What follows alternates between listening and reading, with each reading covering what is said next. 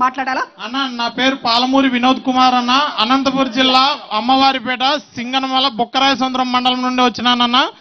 నేను హలో అన్న, నా పేరు పాలమూరి వినోద్ కుమార్ అన్న. వినోద్ లోకల్ చేద్దామబ్బా అన్నా. అంటే నేను ఇప్పుడు 100వ ప్రోగ్రామ్ అన్నా నీ కోసం రావడం అన్నా.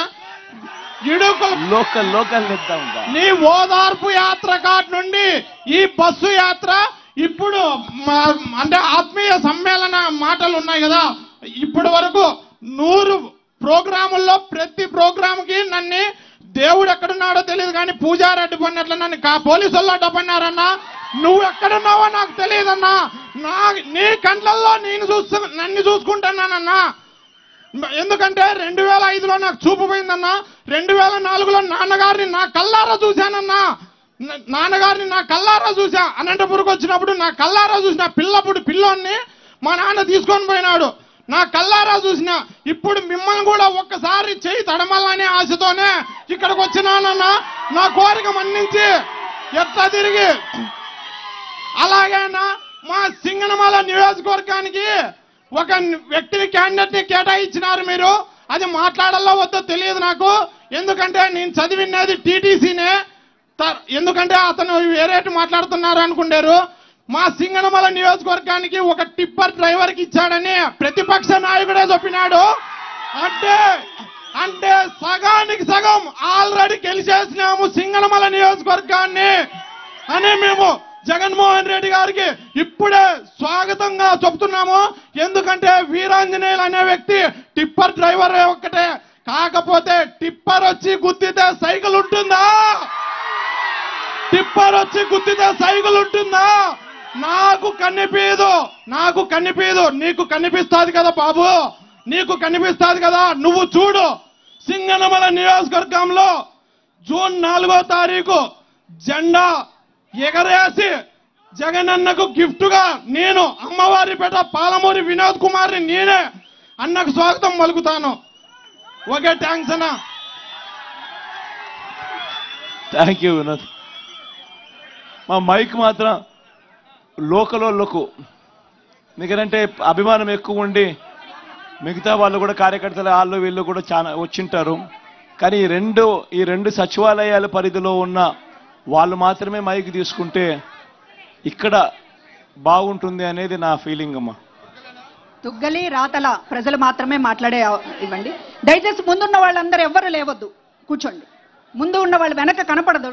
దయచేసి కూర్చోవాలి. అందరూ మాట్లాడే వాళ్ళు ఒక్కళ్ళే నిలబడాలి. తొందరగా మైక్ ఇవ్వండి. అమ్మా మాట్లాడమ్మా. మీరందరూ నిశ్శబ్దంగా ఉండాలి, మాట్లాడొద్దు. అందరూ మాట్లాడితే ఎలా? అందరూ కూర్చోవాలబ్బా, లేకపోతే వెనకల వాళ్ళకి కనపడదబ్బా. కూర్చోవాలబ్బా, అందరూ కూర్చుంటే వెనకల వాళ్ళకి కనపడుతుంది. కూర్చోవాలబ్బా, కూర్చోవాలి స్వామి. కూర్చోండి స్వామి. అన్నా అందరికీ వందనాలు. అన్న కోసం మేము అందుకే దయచేసి అందరు మాట్లాడొద్దు. వందనాలు. నమస్తే కోసము వచ్చినాం మేము.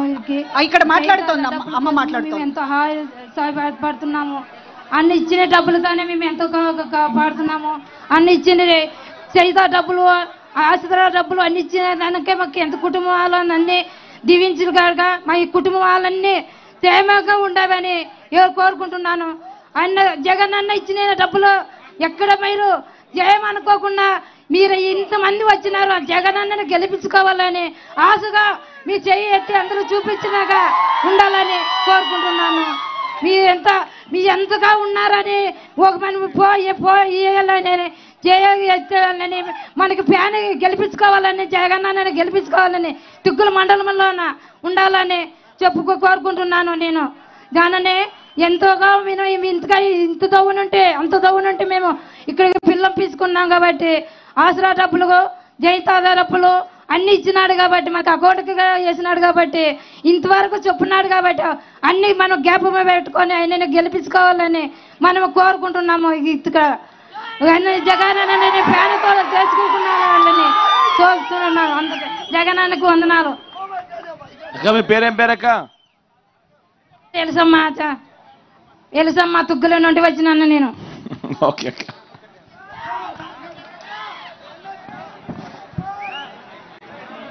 అన్నా నా పేరు బలరాం నాయక్ అన్న. నేను లక్ష్మీతాండ గ్రామం నుంచి వచ్చాను అన్న.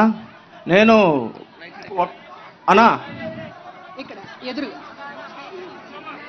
అన్నా నేను ఒక ట్రాన్స్కోలో పనిచేస్తుంటూ ఉంటానన్నా. పైనుంచి పడి నడుము ఇరిగిపోయిందన్నా. నన్ను మీరు డోన్ సభలో పిలిచి 5 లక్షలు ఇచ్చారన్నా.